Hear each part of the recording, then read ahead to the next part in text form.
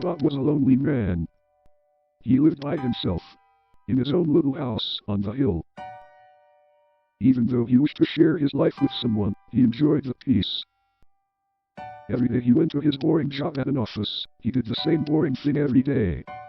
On his walk home from work, his loneliness only grew. No one waved to him, no one said anything to him, no one even looked at him. Everything made him feel even lonelier until one day, he found something on his way home.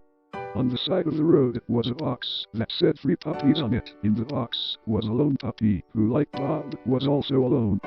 Bob, who saw the puppy shivering in the cold, saw himself in the eyes of the puppy, so he decided to take the puppy home. From that moment forward, Bob lived happily. He finally had someone to talk to, someone to keep him company and a reason to be happy, and even though he was happy, no one understood how he felt. This form of happiness is just insanity.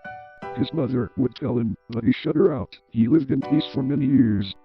After 10 years of coming home to see his dog, Bob was used to the routine, but nothing could prepare him for this. When he got home, Bob noticed that his door was slightly ajar.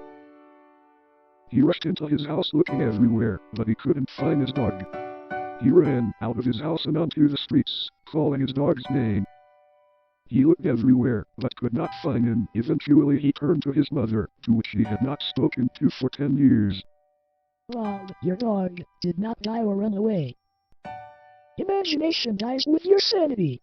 His mother shouted. Bob ran out the door onto the snowy streets. He ran until he couldn't run anymore. He lay down in the snow crying when he saw something in the distance.